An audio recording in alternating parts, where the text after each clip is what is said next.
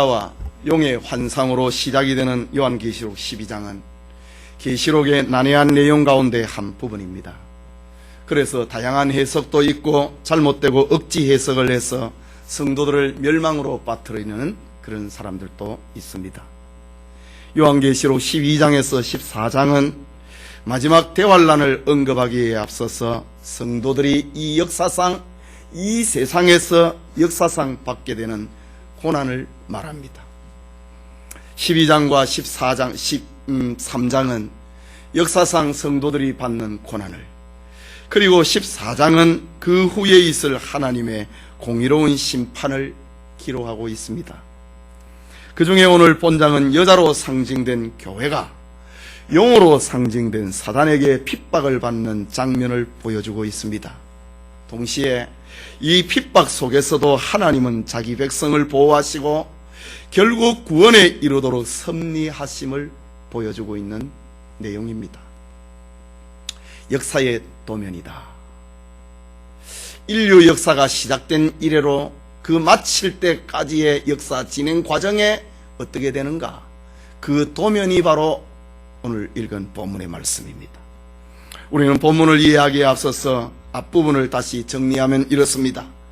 요한계시록 10장에서 복음 증거의 단체인 교회는 작은 책 곧 하나님의 말씀을 먹어야 했습니다. 그 작은 책에 맞선 입에는 꿀같이 달지만은 배에는 쓰다고 했습니다.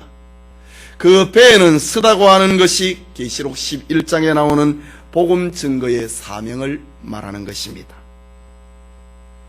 저들은 하나님의 성전과 제단과 그 안에서 경배하는 자들입니다. 작은 책을 받아먹은 사람들은 하나님의 말씀 앞에서 날마다 청량을 받는 사람들입니다. 그 증거의 결과는 죽을 정도였습니다. 배에 쓰다고 하는 것은 죽음까지 지불해야 되는 일이기 때문입니다. 그러나 저들은 무덤에서 부활해서 천상교회로 옮겨지는 승리의 최후를 맞이하게 됩니다. 이제 계시록 12장과 13장은 교회의 순환상, 역사상에 존재하는 교회의 고난상을 말해주고 있습니다. 이것은 사실상 신구약 성경 전 성경에 나타나고 있는 적그리스도의 정체를 말합니다. 적그리스도의 정체는 12장과 13장에서 말하기를 세 마리 짐승으로 나타납니다. 그 한 마리 짐승이 오늘 12장에 나타나고 있는 큰 붉은 용입니다. 또 한 마리는 계시록 13장에서 나타나는데 바다에서 올라오는 짐승이다. 그리고 마지막 한 마리 짐승은 13장 후반부에 등장을 하는 땅에서 올라오는 짐승이다. 이 세 마리 짐승에 의해서 에덴 동산 문 밖에서부터 예수님이 재림하는 그 순간까지 지구상에 존재하는 모든 교회는 고난을 받게 되는 겁니다.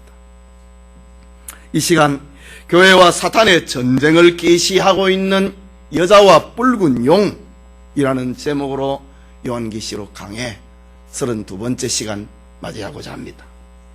먼저 빛나는 영광의 교회의 모습을 봅니다. 요한은 본격적인 세상 종말을 보기 전에 13장에 이어서 하늘의 비전을 다시 보게 됩니다. 1절 말씀입니다. 같이 읽읍시다. 하늘에 큰 이적이 보이니 해를 입은 한 여자가 있는데 그 발 아래는 달이 있고 그 머리에는 12별의 면류관을 섰더라 라고 합니다. 여기 하늘의 큰 이적이라고 합니다. 요한은 하늘에 나타난 엄청나게 큰 사건을 보았습니다. 그 큰 계시는 여자에 대한 것이었는데 그 모습이 얼마나 찬란하고 영광스러웠는지 그 모습을 가리켜 하늘의 큰 이적이었다 라고 말합니다. 그렇다면 이 환상의 정체는 무엇인가? 어떤 성경학자들은 이 여자를 가리켜서 마리아라고 해석하는 이가 있습니다. 이유는 여자가 낳은 아이가 5절에 보면은 장차 철장으로 만국을 다스릴 남자라고 했습니다. 그렇다면 이 여자가 낳은 아들은 바로 예수 그리스도를 말합니다. 예수 그리스도는 장차 자신의 권세로 세상 만국을 다스리는 분입니다. 그래서 하늘의 큰 이적의 환상에 보인 여자를 마리아라고 하는 사람이 있습니다. 물론 예수님은 마리아의 몸을 빌어서 이 땅에 오셨습니다. 그러나 마리아는 결코 요한계시록에 등장을 하는 태양을 입고 있는 여자는 될 수가 없습니다. 그렇다면 이 여자에 대한 하늘의 큰 이적을 보았는데, 여자가 나타난 환상을 보았는데, 이 여자에 대한 바른 해석이 무엇인가? 결론부터 말하자면 예수님을 이 세상에 탄생시킨 교회를 말합니다. 왜 교회를 여자의 비유를 하는가? 여자는 연약한 그릇입니다. 세상 속에 있는 교회는 약해서 남편 대신 그리스도의 보호와 사랑과 돌보심을 받아야 됩니다. 뿐만 아니라 교회고 성도들은 이 땅을 살아가는 동안에 저마다 약점을 가지고 있습니다. 교회가 주님의 보혈로 죄사함을 받아서 구원에 이른 것은 분명하지만은 어느 누구도 약점과 불완전함을 벗어버리지 못했습니다. 그렇기 때문에 교회는 주님의 보호와 사랑 속에서 주님의 인도를 받아야만 하는 것입니다.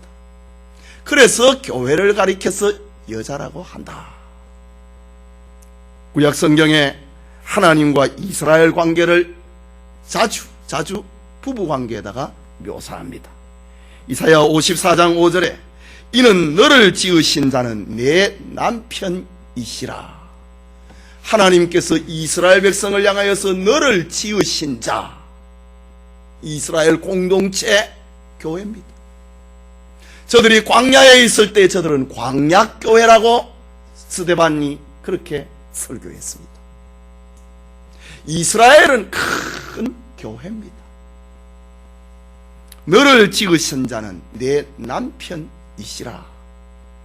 하나님은 이스라엘의 남편이라고 표현했습니다. 호세아 2장 16절에 여호와께서 이르시되 그날에 네가 나를 남편이라 일컫고 다시는 내 바알이라 일컫지 아니하리라. 그날에 하나님께서 이스라엘 백성들을 위로하시는 그날에, 하나님께서 이스라엘 백성들을 저 포로지에서 해방시키시는 그날에 너희가 나를 남편이라 부를 것이다. 바알이, 우상 바알이 너희들을 해방시키는 것이 아니라, 바알이 너의 남편이 아니라 내가 네 남편인 것을 너희가 알 것이다 라고 했습니다.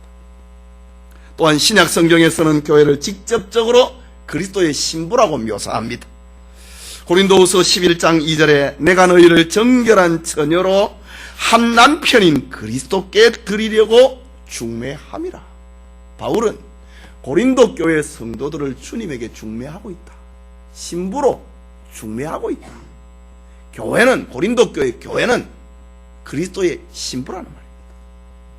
요한계시록 21장 2절에 보면은 이리 오라, 내가 신부 곧 어린 양의 아내를 네게 보이리라. 장차 교회에 주님의 신부된, 어린 양의 신부된 교회의 모습을 너에게 보여주겠다 라고 합니다. 이처럼 오늘 본문에 등장하고 있는 여자는 바로 신구약에 있는 교회를 가리킵니다. 그렇기 때문에 성도들은 오직 하나님만을 사랑할 의무가 있고 몸과 마음을 단장하게 하고 거룩하게 할 의무가 있는 것입니다.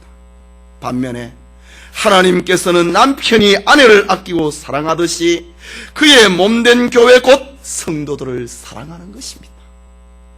오늘 성경에 사도 요한이 보았던 계시, 여자, 곧 교회에 대한 환상입니다. 교회가 이 세상에서는 얼마나 초라합니까? 그러나 요한이 보았던 교회의 본질은 기적과 같았다. 큰 이적과 같은 단체였다. 이것이 교회의 본질이었습니다.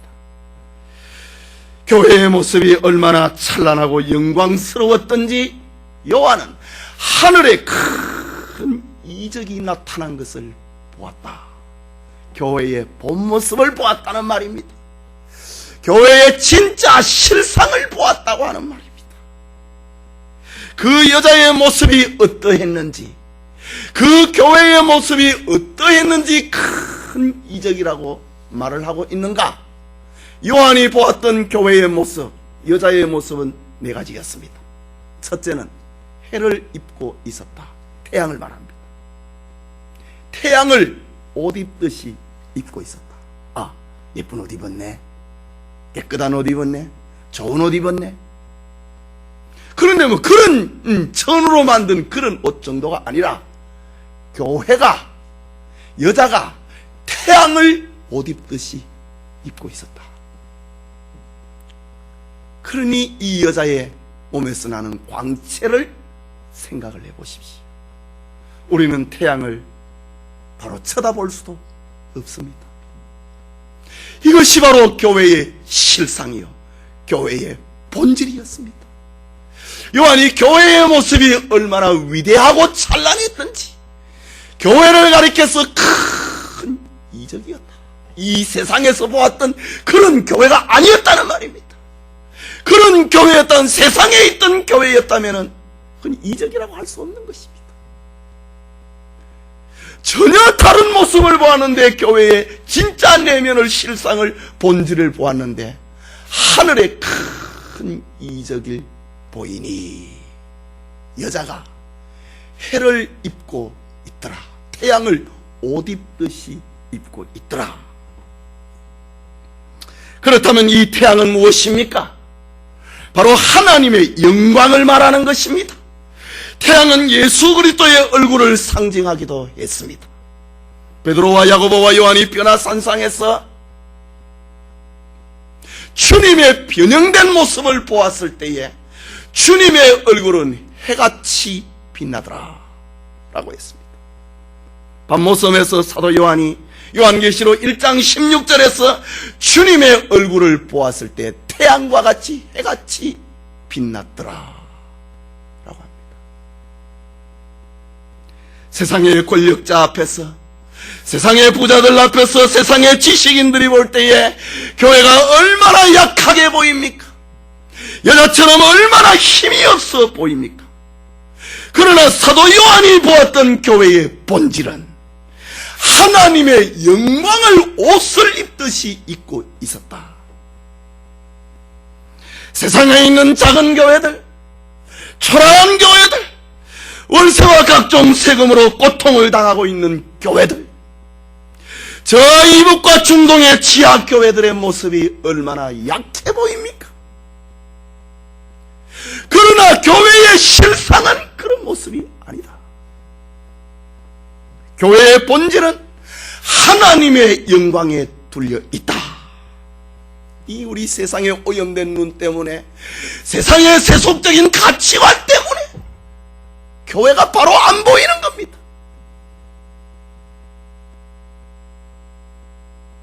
교회가 무슨 액세서리처럼 보이는 겁니다. 그러나 사도 요한이 하늘에서 큰 이적을 보았는데 태양이 둘도 없듯이 교회가 태양을 옷 입듯이 입고 있는 장면을 보았다. 여러분이 지금 섬기고 다니고 있는 교회는 이렇게 위대한 것입니다. 이렇게 찬란한 것입니다. 이게 눈이 떠져야 보인다고요. 세속의 눈을 가지고, 세속의 가치관을 가지고는 이게 안 보이는 겁니다. 하나님께서 요한에게 장차 큰 환난, 마지막 환난을 남겨놓고 교회의 실상을 보여주고 있습니다. 여자가 태양을 옷 입듯이 입고 있었다. 이 세상에 존재하는 교회의 본질을 보았다는 말입니다. 세상에 존재하고 있는 하나님의 관심이 무엇인지를 보았다고 하는 말입니다. 하나님이 이 세상에서 가장 빛나는 단체는 교회였다는 말입니다. 둘째로, 그 발 아래에는 달이 있다고 합니다. 여기 달은 성경 여러 곳에서 세상을 가리킵니다. 여자가 달을 밟고 있다. 이것은 교회가 세상을 주도하고 세상을 인도하고 세상에 교회가 권세를 행사하고 있는 장면입니다. 우리가 사는 세상은 세상이 교회를 밟고 세상이 교회를 함부로 하고 세상이 교회를 마음껏 판단하고 있습니다. 그렇지만은 실상은 그게 아니라는 말입니다. 교회가 세상을 밟고 있다고 하는 것입니다. 교회가 세상의 수많은 학설과 이론들 위에 있다고 하는 말입니다. 교회가 세상의 사상과 철학과 과학과 문학과 의학과 법학과 이념들 위에 교회가 있다고 하는 말입니다. 교회가 세상 밑에 있는 게 아닙니다.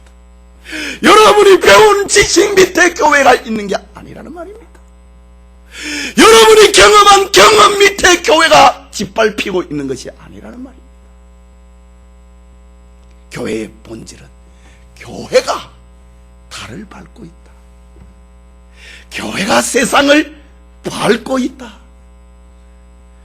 요한은 당시에 도미시안 황제에 의해서 로마에 의해서 교회가 짓밟혀 있지만 진짜 교회의 모습은 교회가 로마를 밟고 있는 장면을 보았다. 바울은 교회의 종기성을 말을 하면서 고린도후서 10장 5절에 이렇게 말합니다. 모든 이론을 파하며 하나님 아는 것을 대적하여 높아진 것을 다 파하고 모든 생각을 사로잡아 그리스도에게 복종하게 하니. 이것이 교회가 가진 권세입니다. 교회는 세상의 모든 이론을 파한다 이거지. 세상의 모든 높아진 것을 부숴버린다 이거지. 교회는 세상의 모든 생각을 사로잡아서 그리스도의 밑에 집어넣는 것, 그것이 교회입니다. 그래서 사도행전에 사도들이 하나님의 말씀을 전파할 때에 허다한 제사장의 무리도 그 도에 복종하니라. 교회 앞에 무릎을 꿇었다. 이것이 여자가 달을 밟고 있는 모습입니다. 세 번째는 12별이 달려있는 면류관을 쓰고 있는 여자의 모습입니다. 그 머리에는 12별의 면류관을 썼더라. 12별은 이스라엘의 12지파와 예수님의 12사도와 관련된 숫자입니다. 그리고 계시록 1장 20절에는 하나님의 종들, 곧 교회의 사자들을 별로서 묘사하기도 했습니다. 즉 교회에는 12별이 있어서 하나님의 종들이 양무리를 돌아보고 있는 장면을 보았다는 말입니다. 뿐만 아니라 교회는 면류관을 쓰고 있습니다. 이것은 장차받을 교회가 받을 승리의 면류관을 말합니다. 교회가 받을 왕권을 말하는 것입니다. 교회는 12면류관을 썼더라. 교회의 왕적인 권세를 말합니다. 베드로전서 2장 9절에 오직 너희는 택하신 족속이요 왕같은 제사장이요 거룩한 나라여 그의 소유된 백성이니 이는 너희를 어두운 데서 불러내어 그의 기이한 빛에 들어가게 하신 자의 아름다운 덕을 선전하게 하려 하심이라. 세상에서 누가 교회를 왕이라고 합니까? 세상에서 누가 교회를 거룩한 나라라고 불러줍니까? 세상에서 누가 하나님의 소유라고 칭해줍니까? 권력을 가지고 목사를 짓다. 권력을 가지고 교회를 무시하는 것이 세상 아닙니까? 그러나 요한이 보았던 교회의 참 실상은 머리에 면류관을 쓰고 있는 참 왕권을 행사하고 있는 그 모습을 보았다. 넷째는 해산의 비명을 지르고 있는 여자의 모습입니다. 2절 말씀 같이 봅시다. 이 여자가 아이를 베어 해산하게 되매, 여기 예서 부르짖더라. 이 말은 해산을 앞에 두고 있는 괴로운 정도를 실감나게 하는 장면입니다. 생명의 해산이라고 하는 것은 오랜 시간 인내와 괴로움을 수반해야 가능한 것입니다. 교회가 새 생명을 생산하는 일도 이런 과정을 거쳐야만 합니다. 하나님은 한 영혼의 소중함을 가르쳐주기 위해서 인내와 고통의 과정을 가지고 있는, 해산하는, 출산을 앞에 두고 있는 여자의 부르짖는 장면에다가 교회를 묘사하고 있습니다. 그러나 사회가 도시화되는 과정에서 인간의 생명을 경시합니다. 이것이 교회까지 들어왔습니다. 그래서 한 영혼 한 영혼을 귀하게 여기는 사역보다는 교회를 대형화하는 일에 얼마나 더 관심을 기울이고 있습니까? 물론 많은 사람을 모으는 것 나쁘다고 할 수는 없습니다. 그러나 한 영혼에 대한 고귀함과, 아이를 한꺼번에 수백 명 낳는 사람 봤습니까? 한 아이를 출산시킵니다. 한 아이를 낳을 때마다 해산의 수고를 합니다. 이 교회가 가진 본질이란 말입니다.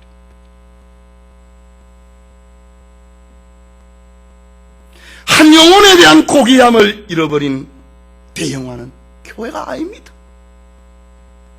예수님께서는 죄인 하나가 회개하면은 하늘에서는 회개할 것이 없는 의인 99을 인하여 기뻐하는 것보다 더하리라고 말씀하셨습니다. 교회는 한 아이 한 아이가 출생을 할 때에 그 고통과 수고처럼 한 영혼 한 영혼을 귀하게 여겨야 된다는 것을 보여주고 있습니다. 그 영광스러운 해를 입고 있는 여자, 발에는 세상을 밟고 있는 여자, 머리에는 12별과 12면류관을 쓰고 있는 교회, 그 화려함에 비해서 아이를 하나 낳으려고 부르짖고 있는 모습, 정말 안 어울리지 않습니까? 크대하고 화려하고 그 거창한 장면에 비해서 아이를 낳으려고, 아이를 베어 해산하게 되매 아파서 애써 부르짖더라. 찬란하고 영광스러운 모습과는 정말 안 어울립니다. 교회는 그렇게 한 사람 한 사람을 소중히 여겨야 된다는 것을 보여주고 있습니다. 다시 본문의 본래 의미를 살펴보아야 됩니다. 해산하는 고통을 겪는 여인의 모습, 해산의 고통으로 사경을 헤매고 있는 여자, 이것은 바로 구약교회를 말합니다.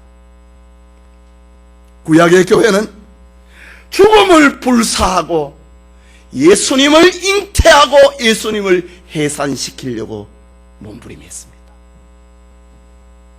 사탄이 아벨을 죽이면은 다시 셋을 보내고, 사탄이 이스마엘을 통하여서 아브라함의 씨를 이뤄야 되겠다고 할 때에 아니다, 이삭을 통해서다, 에서가 아니라 야곱을 통해서다, 12아들 가운데 유다를 통해서다.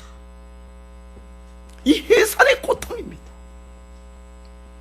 얼마나 많은 선지자들이 등장을 하여서 아들의 출산, 메시아의 출산, 예수 그리스도의 출산을 위하여서 부르짖었습니까? 구약교회가 그렇게 소망했던 메시아, 그 메시아의 탄생을 말하고 있는 것이 오늘 2절의 말씀. 이 여자가 아이를 베어 해산하게 되매 애써 부르짖더라. 성경 본래의 의미는 예수님 출현을 지금 말하고 있습니다.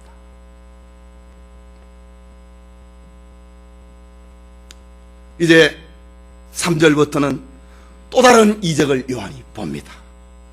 교회의 핍박자인 큰 붉은 용이 나타납니다. 3절을 봅시다. 하늘에 또 다른 이적이 보이니 보라, 한 큰 붉은 용이 있어 머리가 7이요 뿔이 10이라. 그 여러 머리에 7 면류관이 있는데,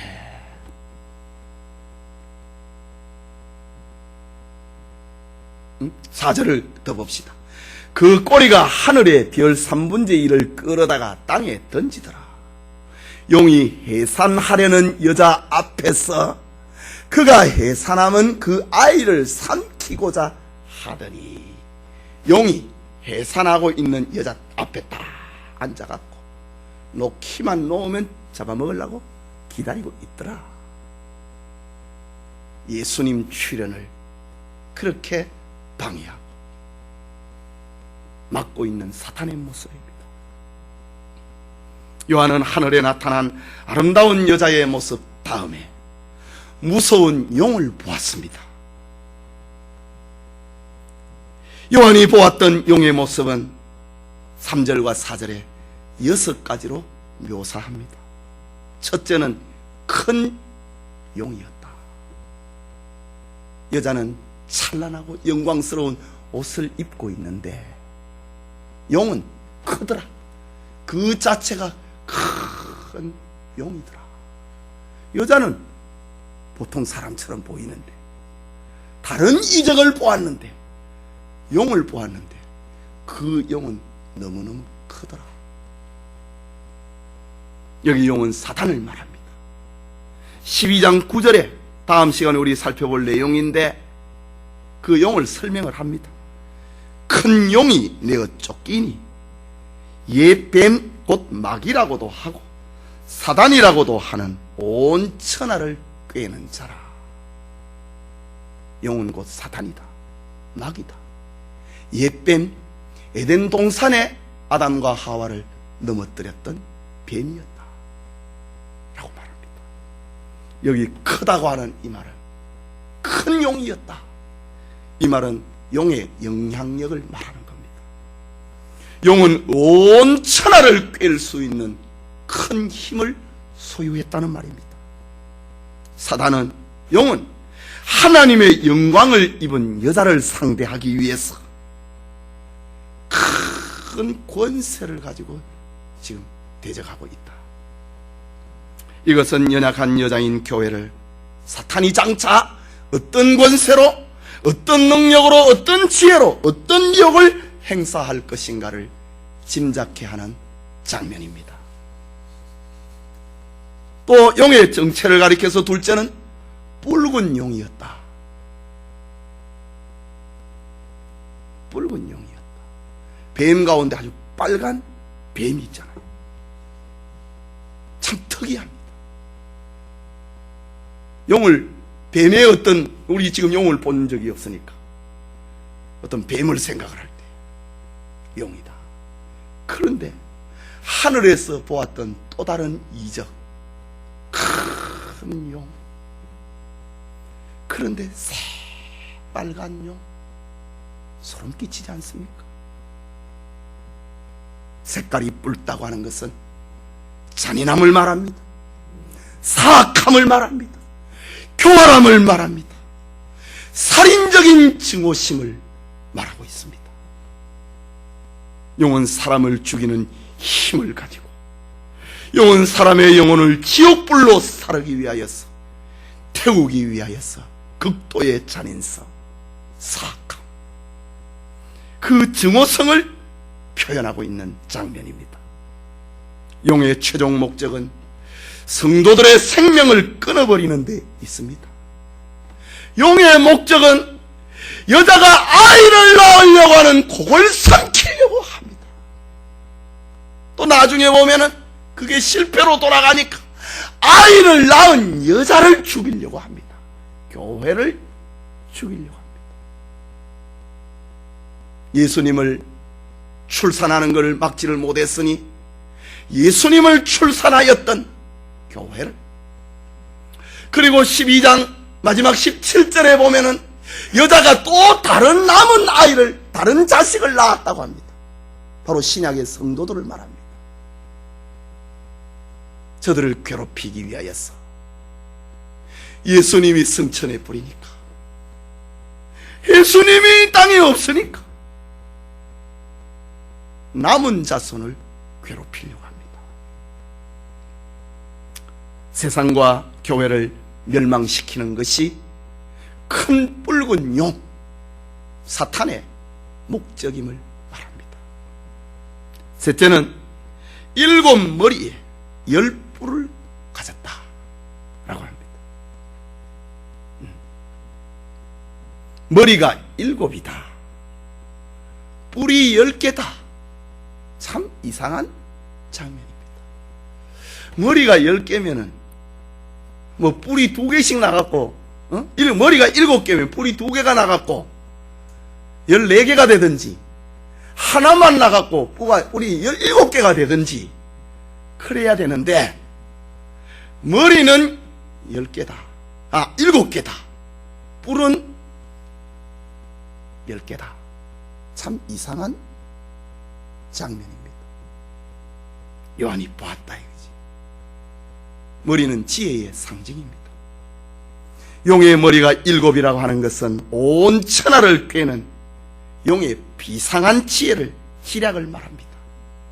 하나님의 교회와 자녀를 박멸하고자 하는 적그리스도의 지혜를 말합니다. 머리가 7개가 돌아가니, 요즘 뭐 스마트폰이나 컴퓨터에 몇 개가 돌아간다, 이거 그런 게 있대요. 2개가 돌아가느니 4개가 돌아가느니 그런 표현들이 있었습니다. 용은 머리가 7개가 돌아가더라.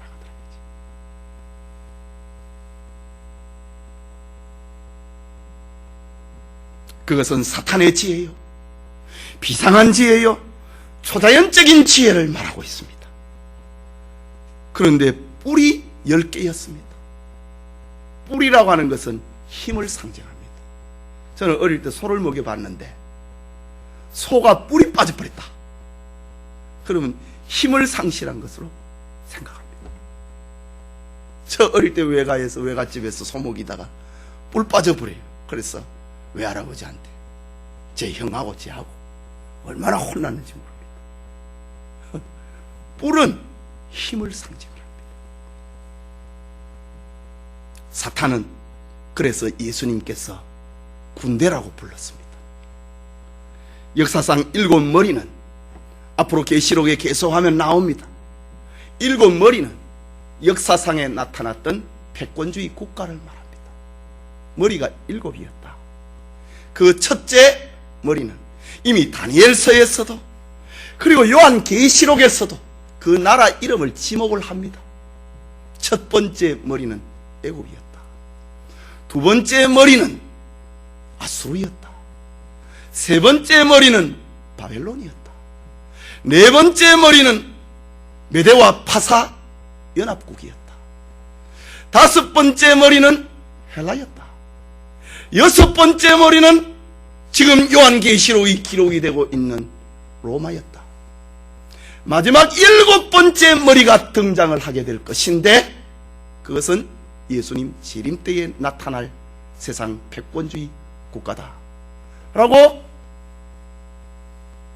사도 요한은, 그리고 다니엘서는 그렇게 예언을 했습니다.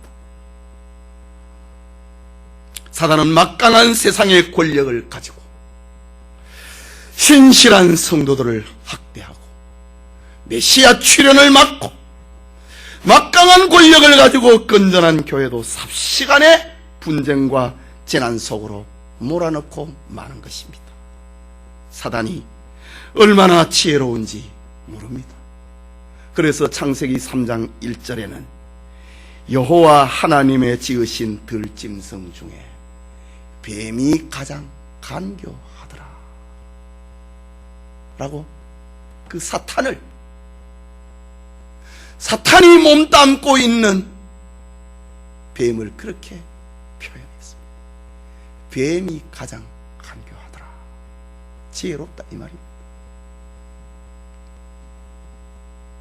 그게 네 번째로 그 용의 모습입니다. 7머리에 7면류관을 쓰고 있습니다. 여기에 면류관은 조금 전에 교회가 쓰고 있던 면류관하고 다릅니다. 교회가 쓰고 있던 면류관은 스테파노스라고 합니다. 스테파노스라고 합니다. 이것은 땀을 흘리고 수고를 하고 충성의 결과로 주님이 씌워주는 면류관, 그것이 스테파노스입니다. 그런데 지금 용이 쓰고 있는 면류관은 권력과 주권자의 표시인 디아테마라고 하는 면류관을 쓰고 있습니다. 그렇다면 용이 쓴 7 면류관은 정정당당하게 싸워서 취한 면류관이 아니라는 말입니다. 용이 쓰고 있는, 사탄이 쓰고 있는 7 면류관은 조작에서 만든 왕관이었습니다. 이유는 교회가 빛나는 12 면류관을 쓰고 있으니 성도들을 유혹하기 위하여서 거짓 7 면류관을 쓰고 있는 것입니다. 그렇습니다. 세상의 권세와 영광과 명예는 영원한 것이 아닙니다. 진실이 아닙니다. 모조품입니다. 위장입니다. 그래서 베드로전서 1장 24절과 25절에 모든 육체는 풀과 같고 모든 영광이 풀의 꽃과 같으니 풀은 마르고 꽃은 떨어지되 오직 주의 말씀은 세세토록 있도다. 주님이 주시는 면류관만 영원한 것이고 세상이 가져다 주고 있는 면류관, 디아테마 면류관은 가짜다. 오래가지 못하는 것이다. 모조품이다. 유혹하기 위함이다. 이걸 지금 보여주고 있습니다. 여러분의 앞에 지금 이런 게 놓여 있다고요. 직장에서의 디아테마, 학교에서의 디아테마, 사업장에서의 디아테마, 스테파노스가 아니라 디아테마, 모조품이 우리 앞에 있다. 그는 성도들을 미혹시키기 위해서 교회의 본래 모습이 찬란한 스테파노스의 면류관 12 면류관을 쓰고 있으니 그거를 돌리기 위해서 디아테마라고 하는 모조품 면류관 7개를 머리에 쓰고 있습니다. 이것이 용의 정체입니다. 다섯째는 용의 꼬리가 하늘의 별 3분의 1을 끌어다가 땅에 던져버립니다. 4절을 읽어봅시다. 그 꼬리가 하늘 별 3분의 1을 끌어다가 땅에 던지더라. 용이 해산하려는 여자 앞에서 그가 해산하면 그 아이를 삼키고자 하더니. 꼬리, 여러분 꼬리 친다는 말 들어봤잖아요. 그건 교활을 말합니다. 교활함입니다. 사탄은 교활하게 하늘의 별 3분의 1을 땅에 집어 던져버립니다. 꼬리로 가지고 하늘의 별 3분의 1을 땅에 던지더라. 땅에 던졌다. 무너졌다는 말입니다. 타락해버렸다는 말입니다. 그렇다면 이 별은 누구이겠습니까? 바로 하나님의 종들, 사역자들을 가리키는 말입니다. 용이 하나님의 종 3분의 1을 꼬리로 유혹을 해서 던져버리더라. 땅에 던져버리더라. 그러니 앞으로 큰 대접대항이 일어나기 전에 먼저 하나님의 종들의 타락상을 보게 될 것이란 말입니다. 여기에 교회의 타락과 오염과 부패가 있습니다. 목자가 무너지니 그 교회가 어떻게 되겠느냐 이 말입니다.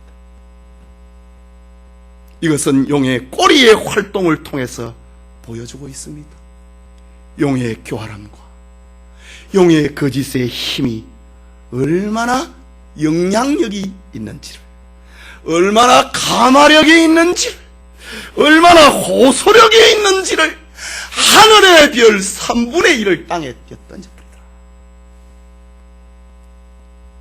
이것이 사탄이 행사하고 있는 이적입니다. 사탄이 행사하고 있는 길입니다. 여섯째는 여자 앞에서 그가 해산하면은 아이를 삼키려고 기다리고 있습니다. 4절 후반부에 용이 해산하려는 여자 앞에서 그가 해산하면 그 아이를 삼키고자 하더니, 이게 다 사탄이 하고 있는 6가지가 사탄이 하고 있는 일입니다. 에덴 동산에서부터 시작해서 예수님 재림 때까지 사탄이 하는 일입니다. 용이 아이를 삼키고자 하는 이유가 무엇입니까? 그것은 여자가 낳은 아이는 창세기 3장 15절에 약속한 대로 용의 머리를 상하게 할 하나님의 아들이기 때문입니다. 메시아의 출현을 막기 위하여서, 자기를 죽이기 위하여서 오는, 철장의 권세로 자기를 죽이려고 오는, 출산을 하는 예수님의 출현을 막기 위하여서 낳으면은 삼켜버리려고 여자 앞에서 기다리고 있더라. 그래서 용은 자기를 보호하기 위하여서, 자기를 지키기 위하여서, 자기가 가지고 있는 세상의 권세를 가지고 7 머리를 가지고 여자의 후손인 아들을 삼키려고 합니다. 이것이 전 인류 역사입니다. 그래서 사단은 하나님의 선지자들을 방해했습니다. 하나님의 약속이 성취되지 못하도록 실패하도록 하기 위하여서 교회를 괴롭혔습니다. 저 애굽에서 사탄은 남자 아이를 낳으면 다 죽이라, 아들 출현을 막으려고 한 겁니다. 메시아 출현을 막으려고, 여자의 후손 메시아의 출현을 막으려고 남자 아이는 다 죽이라고 했습니다. 여자가 낳는 아들의 출현을 막으려고 가인을 동원을 해갖고 아벨을 죽여버렸습니다. 돌로 때려 죽였습니다. 이 용이 하는 일입니다. 사탄이 하는 일입니다. 아들의 출현을 막기 위하여서 아브라함에게 이삭을 낳지 못하도록 이스마엘을 낳아라 그랬습니다. 이것이 인류 역사입니다. 유다 왕조가 진행이 될 때에 저 북왕국의 이세벨이라고 하는 여자가 자기 딸을 유다에 시집을 보내갖고 유다 땅에서 태어나는 모든 왕자는 다 죽일 것을 아달랴가 기획을 합니다. 그때에 제사장이 등장을 해서 아들 하나를 빼돌립니다. 그를 통하여서 다윗의 왕가의 혈통이 이어지게 됩니다. 마리아가 성령으로 아기 예수를 잉태를 시켰을 때에 요셉의 마음을 격동을 시켜서 가만히 끊어버려야 되겠다. 그러면은 마리아는 사생아를 낳는 여자가 됩니다. 죽습니다. 요셉의 마음을 격동을 시켰다. 내 저 여자하고 못 살겠다. 하나님이 개입을 합니다. 네 안에 마리아 데려오기를 무서워 말라. 그 여자가 잉태한 것은 성령으로 잉태한 것이라. 하나님이 개입을 한다. 이것이 구약과 신약교회의 역사입니다. 사탄은 메시아 출현을 선포하는 구약교회를 핍박을 했고, 예수 재림을 선포하는 신약교회를 박해하고 있는 장면. 아들 얘기만 나오면 죽이려고 한다. 예수 얘기만 나오면 죽이려고 한다. 이것이 용이 교회를 상대하는 이유입니다. 그럼 이것이 끝나느냐? 마지막으로 하나님의 보호를 받는 교회의 모습을 사도 요한에게 보여줍니다. 본문 5절에 여자가 아들을 낳으니, 아들이 누구라고요? 그렇지요, 아들이 예수님입니다. 그러니까 이 12장 1절에서 6절까지 신구약 전 역사가 다 들어있습니다. 여자가 아들을 낳으니 이는 장차 철장으로 만국을 다스릴 남자라. 그 아이를 하나님 앞과 그 보좌 앞으로 올려가더라. 이 하나님 앞으로 올라갔다. 이 모든 목적 다 성취했다 이 말이지요.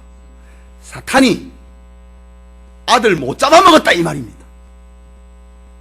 이미 살펴본 것처럼 철장으로 만국을 다스릴 이는 예수 그리스도를 말합니다. 그리스도는 유대 땅 베들레헴에서 한 아기의 모습으로 탄생을 했습니다. 오늘 요 5절의 이 말씀은 복음서의 전체 내용을 간추리고 있는 장면입니다. 사복음서를 한 절에 딱 끝냅니다. 오늘 낮에 교육위원회 할 때에 우리 교사들과 더불어 이 말씀을 받았습니다. 요한계시록은 성경 전체의 원액이라고 했습니다. 우리가 살아있을 때는 뭐 비유도 얘기를 하고 뭐 예화도 얘기하고 뭐 비슷하게 얘기를 합니다. 그러나 죽기 전에는 아주 단순해집니다. 딱 죽기 전에 뭐 비유로 말로 합니까? 죽기 전에 말하는 것은 아주 단순합니다. 뭐 돌아가고 얘기 안 합니다. 딱 할 말을 유언은 그렇게 하는 겁니다. 유언을 했는데 이게 뭔 말인지 모르는 거, 비유적인 그런 표현, 그거는 유언 아니지요. 신구약 성경이 귀하지 않는 성경이 어디에 있습니까? 그러나 요한계시록 딱 예수님 재림을 앞에 두고 마지막으로 들려주고 있는 말, 유언과 같습니다. 그러니까 이 한 절 말씀에 신구약 성경이 다 들어있다. 여자가 아들을 낳았다. 창세기 3장 5절에서 아들을 낳으리니 그 아들이 뱀과 원수가 될 것이다. 그 아들이 뱀의 머리를 상하게 할 것이다. 그러니 그 아들의 출현을 막기 위하여서 사탄이 용이 에덴 동산에서부터 땅에 작동을 하고 예수님 탄생할 때까지 박해합니다.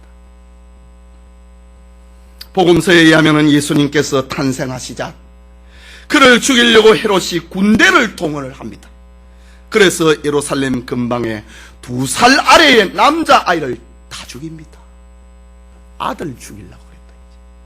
용이 아들을 낳으면 삼키려고 기다리고 있더라. 그 모습입니다. 헤롯 왕이 2살 아이의 남자아이는 다 죽여라. 내가 왕인데 헤롯이 왕권을 지키도록 만들어갖고 용이 말이죠, 사탄이 말이죠, 베들레헴에서 근처에서 태어난 2살 아래 아이를 다 죽이라. 예수님 출현 막기 위해서 그렇게 한 겁니다.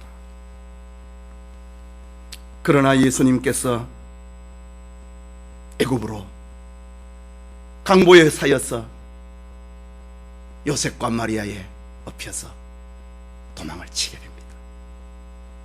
제사장과 서기관과 바리새인들에게 사탄이 들어갔습니다. 용이 들어갔습니다. 예수님의 구원운동을 방해하고 파괴하고 죽이려고 한 것이 어디 한두 번입니까? 사단은 예수님을 죽이기 위하여서 온갖 수단 방법을 동원했습니다. 마침내 예수님을 십자가에 달아 죽였습니다. 사탄은, 용은 자신의 계획이 성공한 줄로 알았습니다. 그러나 사탄은 예수님의 부활과 승천의 진리를 알지 못했습니다. 사탄이 아무리 그 머리 7개를 돌린다 하더라도 하나님의 7개를 돌려가지고 하나님의 구원 역사를 파괴하려고 한다 하더라도 하나님의 지혜와 능력에는 미치지 못하는 겁니다. 결국 사탄은 실패하고 하나님은 승리하십니다.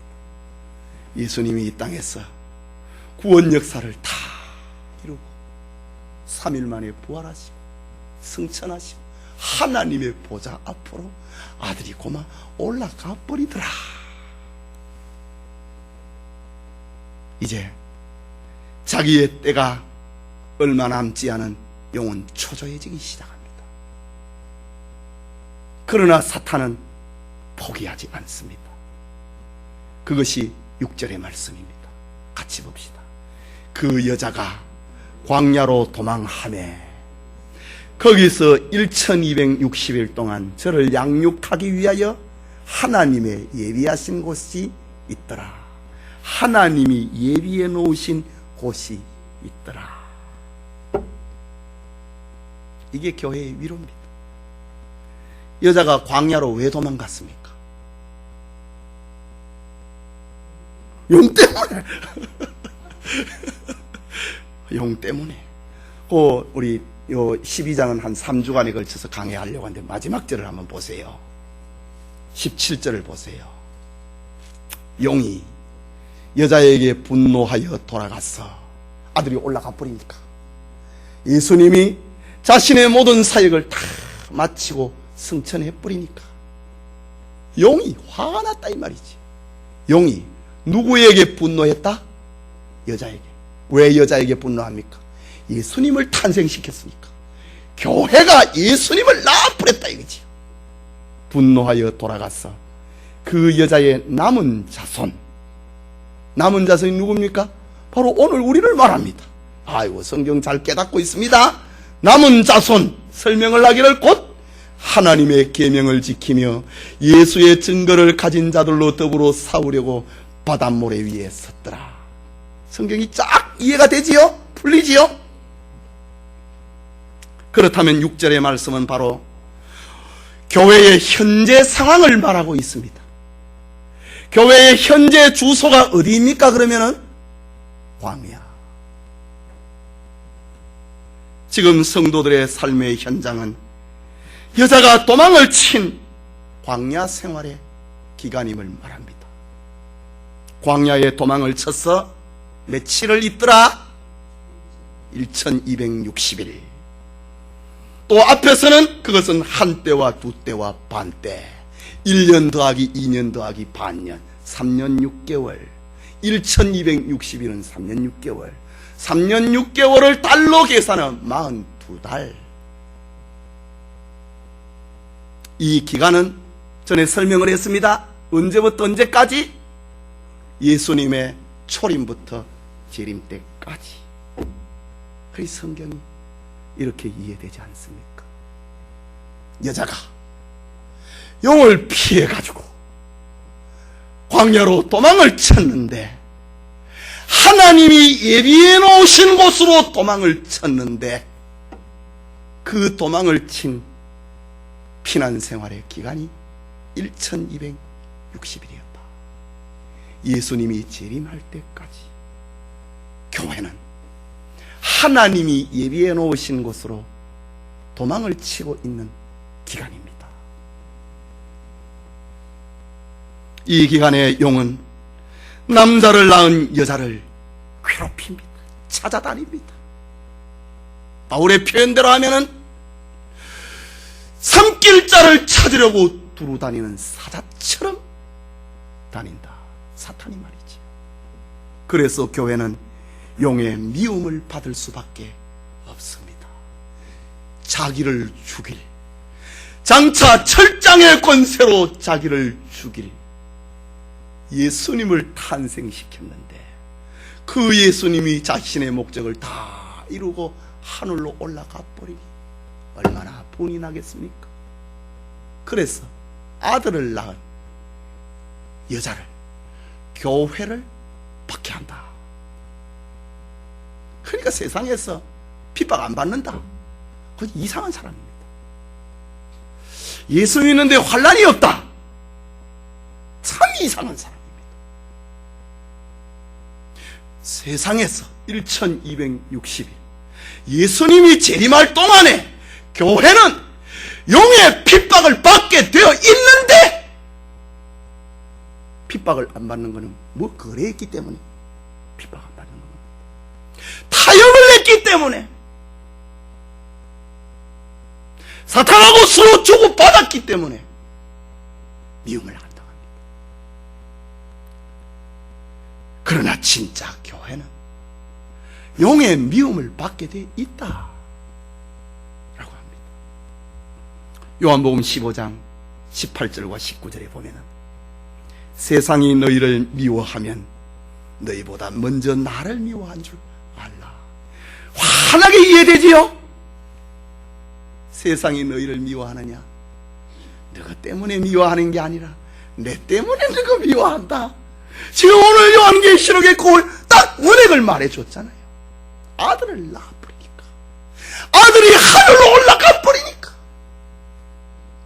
분이 나가지고 아들을 낳은 여자를 죽이려고 한다. 이것이 예수님 초림 때부터 예수님 재림 때까지의 기간이다. 너희는 세상에 속한 자가 아니요 도리어 세상에서 나의 택함을 입은 자인 고로 세상이 너희를 미워하느니라. 그러니까 세상이 여러분을 미워하면 이상하다. 김일환 집사님, 세상이 김 집사님을 미워하면 이상합니까? 이상 안 하지요? 그건 세상이 우리 집사님을 미워하고 있으면 집사님이 믿음 잘 지키고 있다 이 말입니다. 하나님의 계명을 지키며 예수의 증거를 가진 자들로 더불어 싸우려고 한다. 아무하고 안 싸운다 이죠. 영혼 사탄은 아무하고 안 싸운다 이거지요. 하나님의 계명을 지키고 예수 증거를 가진 자들로 더불어 그놈하고 싸우려고 하지. 신자 아닌 사람하고는 안 싸운다 이지. 왜? 지백성인데. 세상이 교회를 미워하는 것은 자신들을 철장 권세로 다스릴 예수님을 세상에 출현시켰기 때문입니다.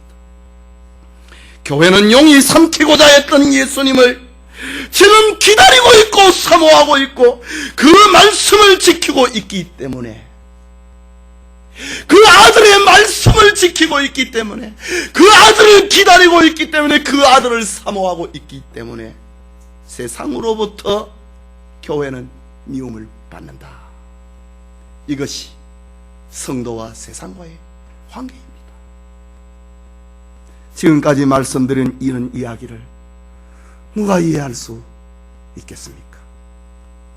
세상의 배후의 용 사탄이 있고 그 용이 예수님이 태어날 때 삼키려고 하다가 자기 뜻대로 되지 않으니 아들을 낳은 여자를, 아들을 낳은 교회를 괴롭힌다고 하는 이야기를 누가 사실로 받아들이느냐 이 말입니다.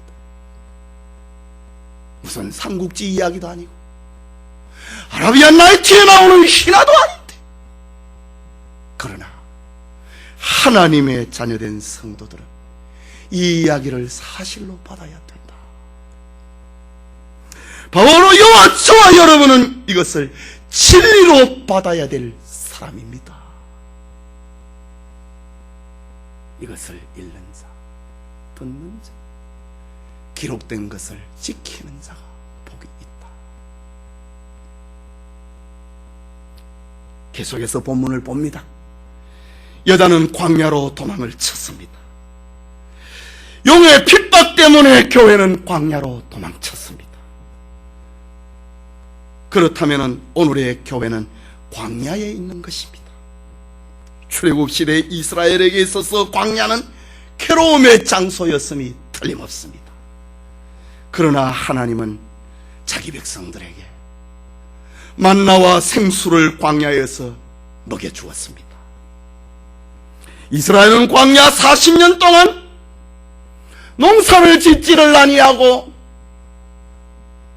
포도원을 재배하지도 아니하고 가축을 빼양하지도 않았지만은 하나님께서 저들을 먹여주었습니다. 광야 40년 동안 얼마나 많은 사람들이 죽었습니까? 출애굽을 한 모든 경험을 했던 장정들은 다 죽었습니다. 여호수아와 갈렙 빼고 말입니다. 그러나 그 중에 농사 안 지어가지고 경제 문제 때문에 죽은 사람은 없습니다. 출애굽을 경험했던 수많은 사람들 가운데 광야에서 목말라서 죽었다 한 사람도 없습니다.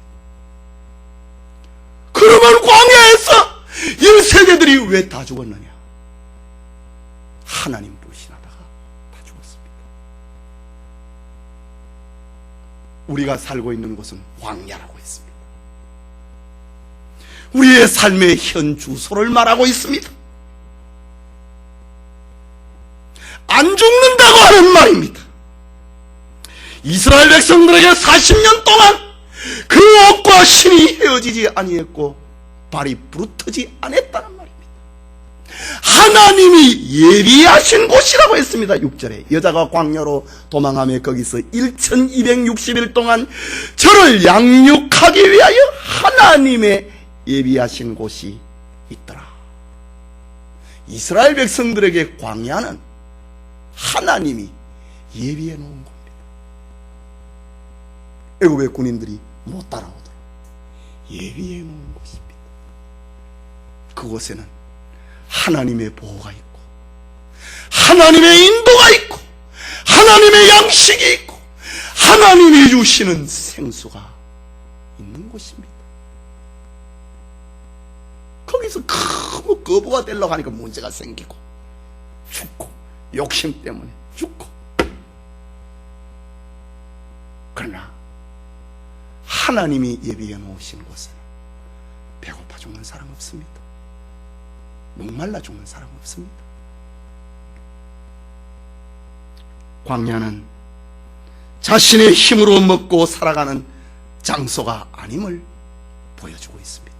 하나님이 예비해 놓으신 곳이다. 네 노력, 네 힘으로 사는 것이 아니다. 오늘 성도의 삶에 얼마나 본래를 찾아주고 있는 말씀입니까? 광야는 철저하게 하나님이 예비해 놓으신 곳으로 살아가는 곳입니다. 광야의 양식 만나는 사람이 떡으로 사는 것이 아니라 하나님의 말씀으로 산다고 하는 것을 가르쳐 주시는 장소였습니다. 그렇다면 오늘날 교회가 광야에 있다고 할 때에 하나님이 예비해 놓은 것이 무엇입니까? 그것은 말씀입니다. 그것은 설교입니다. 하나님의 말씀을 통해서 용의 핍박과 용의 미혹을 이기는 길이 하나님의 말씀 안에 있다 이 말입니다. 이미 예수님이 광야에서 40일 동안 금식할 때에 사탄이 예수님 시험할 때 다 나타났잖아요. 사람이 떡으로 사는 것이 아니라 하나님의 말씀으로 산다. 하나님을 시험하지 말라. 주 너의 하나님만 예배의 대상이다. 이 광야입니다. 그것이 이스라엘 백성들이 40년 동안 배웠던 것입니다. 그러므로 성도는 하나님의 말씀으로 양육받고 보호받고 살아야 한다.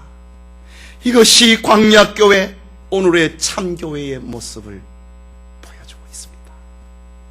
뿐만 아니라 교회는 주님이 다시 오실 날까지 1260이라고 했으니 그것은 영원한 시간이 아님을 말하고 있습니다. 주님이 오실 때가 있다고 하는 말입니다. 그곳에서 주님을 기다리고 주님을 사모하고 사랑하고 주님을 전하면서 또 다른 생명을 해산을 하는 것이 교회의 사명임을, 남은 자손이다. 아까 17절에 남은 자손이 있다. 또 다른 사람을 출산하는 것이 교회의 사명임을 알려주고 있습니다. 성도 여러분, 사도 요한은 마지막 남은 큰 환란이 시작되기 전에 다시 하늘의 비전을 보았습니다. 그 완상은 하나님의 백성의 공동체인 여자, 곧 교회였습니다. 교회가 세상에서 연약하고 보잘것없고 피난과 조롱을 받고 있는 여자 같지만 하나님의 영광을 옷 입고 있는 장면이었습니다.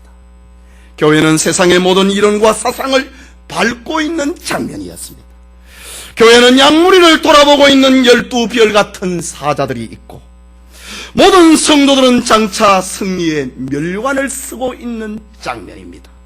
그리고 교회는 예수 그리스도를 잉태하고 해산하고 전파하는 축복과 구원의 공동체가 교회임을 보았습니다. 그러나 세상에는 교회를 떼져가는 사탄, 곧 용이 활동하고 있습니다. 용은 온 천하를 꿰는 큰 힘의 소유자입니다.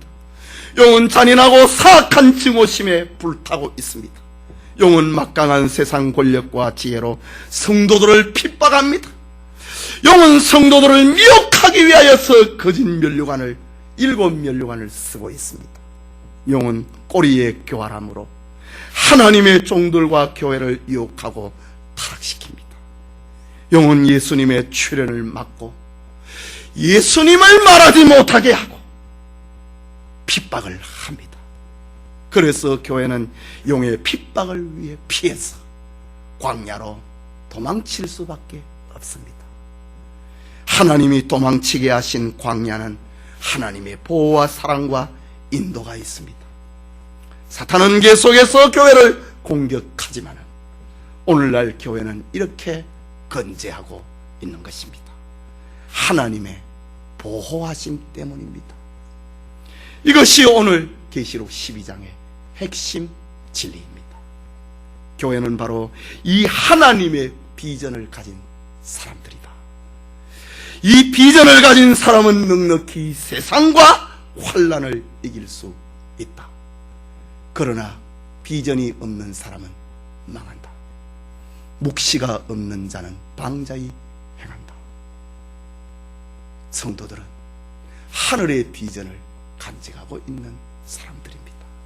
교회의 어제, 교회의 오늘, 교회의 내일을 아는 비전의 사람들이 다 되시기를